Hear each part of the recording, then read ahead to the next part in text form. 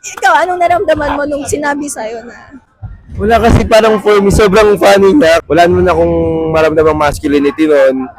So parang hindi ko, kinikilig syempre sino ba yung hindi kikilagin, tapos ang ganda-ganda pa na magkakash sa'yo. Parang sa akin, na-observe ko siya as a joke. Syempre babae, tapos alam niya na bading ako, ganyan. Mga, Bading ka? Ala tol, sorry. Hindi. huwag kang ganyan. Pag mo ako binibigyan ng pag-asa. Hindi to bading par, ano lang to, pagpapanggap pa.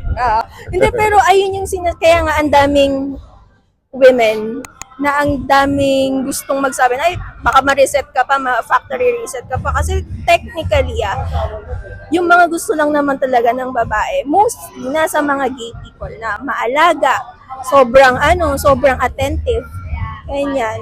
So, sabihin nyo na mas toxic masculinity kasi parang pag bakla-bakla lang talaga yun, walang ano.